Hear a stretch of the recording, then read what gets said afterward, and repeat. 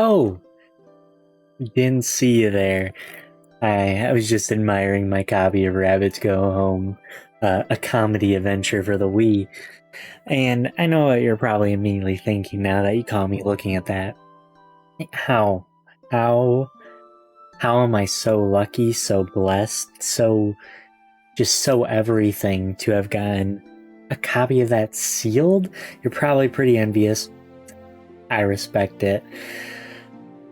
But let's go over, and I'm sure you want to know, so let's go over how to collect video games in the year 2022, and I'm talking Nintendo 3DS, Wii. This applies to anything. This is a beginner's guide. Let's get into it. What is going on, everyone? It's your boy Ty here today, and I got a little bit of a different type of video. I mean, I say this a lot, but like pretty much all my videos are different from one another, and not totally. But there's always something new cooking here. And speaking of new, there's a lot of new people. Thank you for all of the influx of subscribers. I feel like every day it's like a little influx at least, which is kind of crazy. But yeah, I'm really appreciative, and I thanks a lot for the support. We're going for 1 billion. We're going to be the first channel to hit 1 trillion subscribers. No, but today I do want to give a little bit of a beginner's guide to, I guess, game collecting in general. 3DS, Wii U, Switch, Xbox One. This applies to really anything, retro and new school. This isn't like a guide to like, here's the price for this thing and here's the price for that thing. This is more so a guide of where to start, and based on my own experience over the last couple months of being a lot more hardcore at it. I'm not as hardcore as some people. You don't see me making videos where it's like, I got this $1 billion game. No. Maybe one day, but not yet. So where I want to start out with this, why I'm doing this is because I get a lot of comments.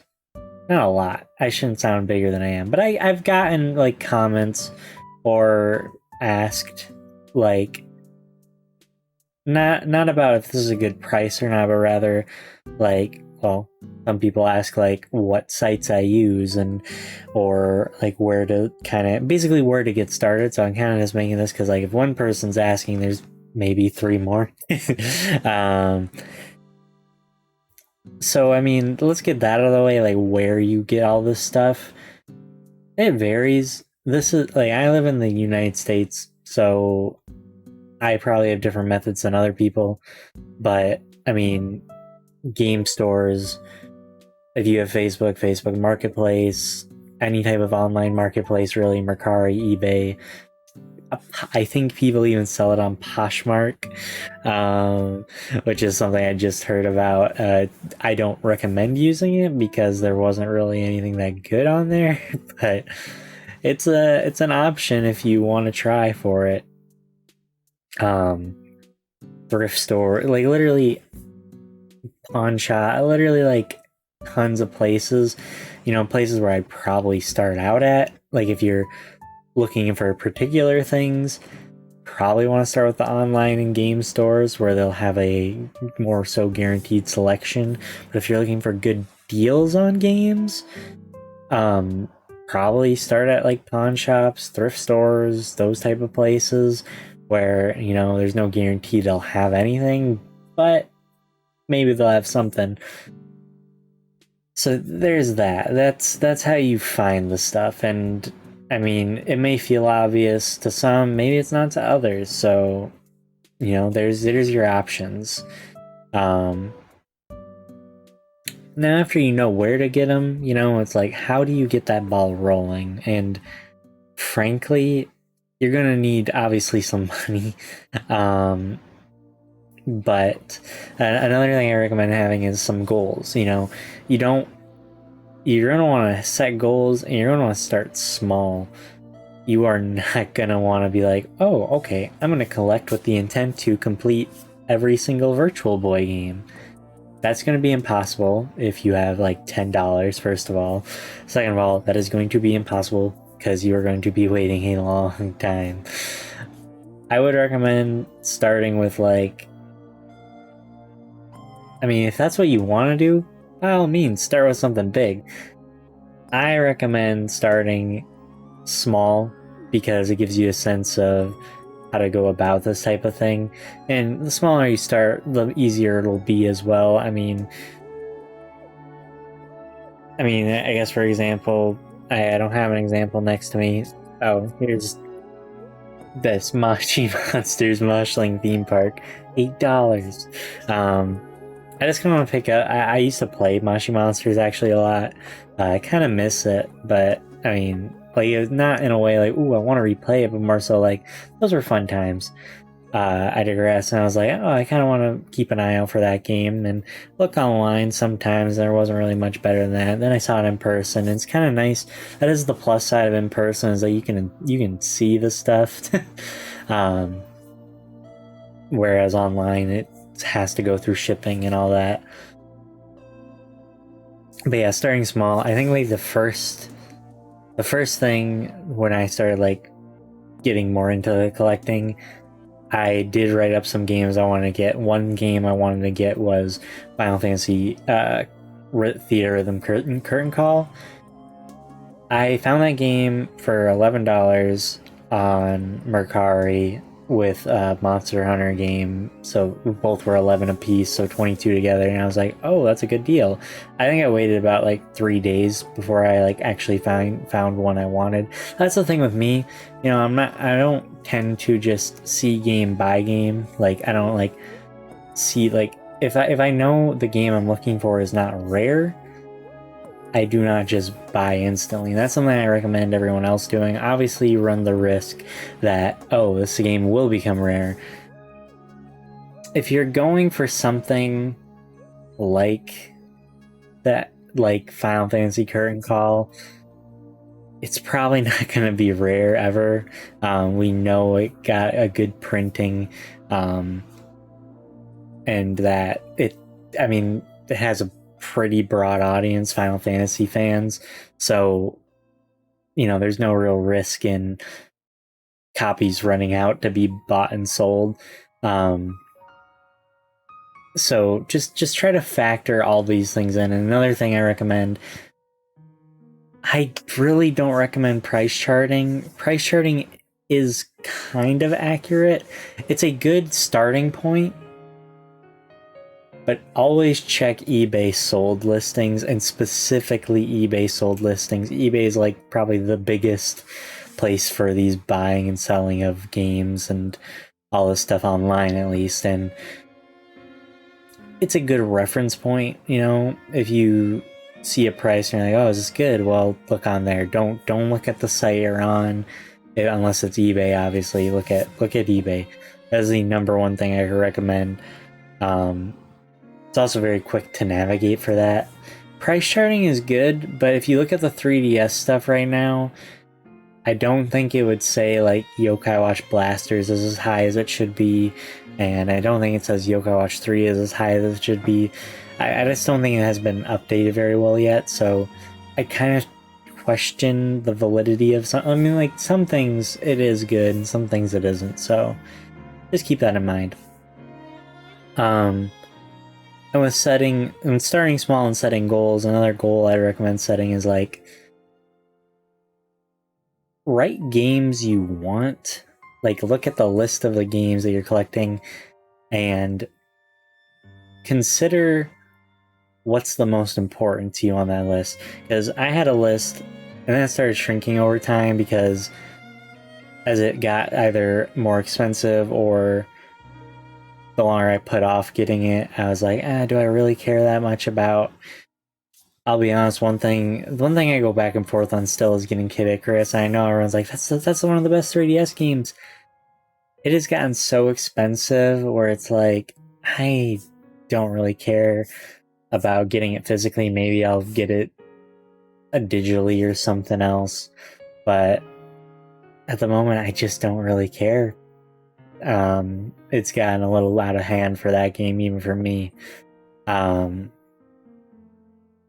If I see the right price, obviously. But yeah, take some time, think about what you want, and then as you go one by one on these things, over time reassess what you have, and then think, maybe I don't want this. Next thing I would recommend doing is buying also. Once you kind of get into this thing of buying, you'll notice there's bundles. Like I mentioned, I got Final Fantasy rhythm game with Monster Hunter for $22.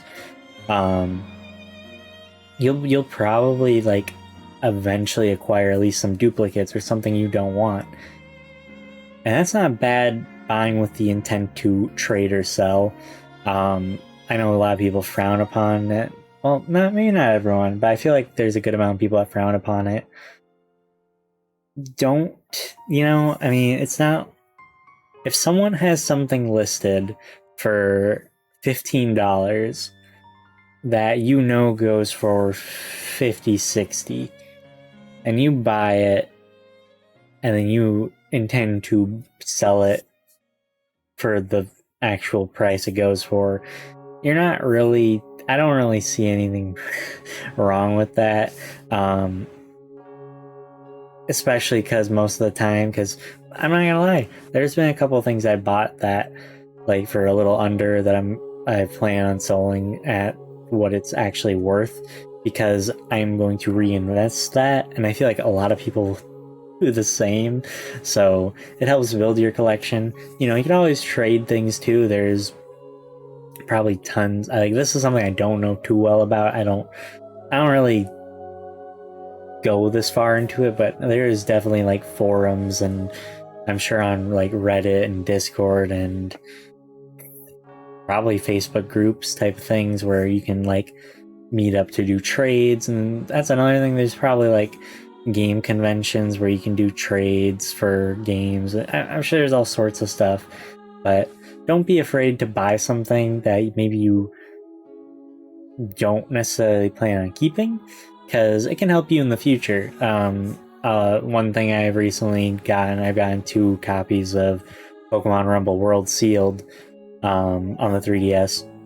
So I don't know what I'm doing with them at the moment, but I did buy them with the plan on reinvesting it into my own game collection. And staying driven is the number one thing. I feel like a lot of people are probably about to or already have experienced burnout. I feel like there's been a big influx with the 3DS closure and with the pandemic increasing people wanting to play games and all this stuff. There's going to be a big burnout, and if you're really dedicated to it, you just gotta stay driven. Sometimes there's going to be tons of days where you just don't see anything pop up or find anything in store. If you give up, you're not gonna take home the Mashi monster. No, but really, from my own experience, if I had given up, I would not have gotten this game. I don't know how long I've searched for it. I should go back to my first cancellation. I'm sure it's probably about a month and a half worth of searching or something for this game to actually arrive. So staying driven is the best advice I can give. And this goes for anything, life outside of this, but really for game collecting, the drive you have to have is important, because it can be pretty demotivating seeing you get outbid on something, or hearing that, oh, we just sold this and just sold that. Or even if you sell these type of things and you sell low, and then the next week it's oh, this is the most valuable game ever. It's a roller coaster of emotions. So you just gotta stay focused, and that's why you set goals. You set goals so you have something to drive towards. You gotta have that fire, to keep going, keep doing it. I think that's honestly the key element,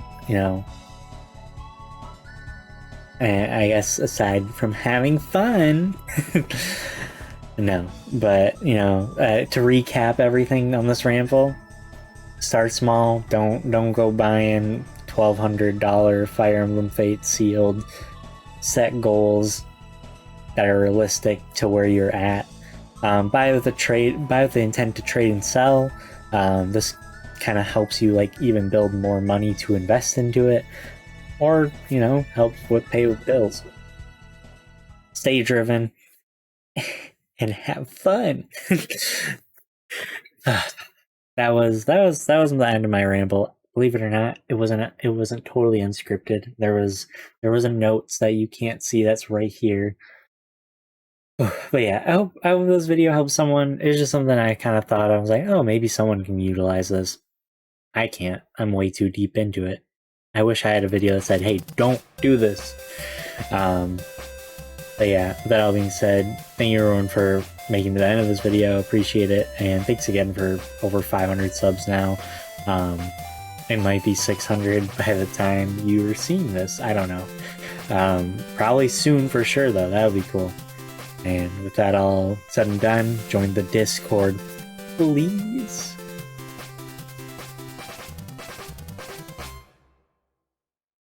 Bye.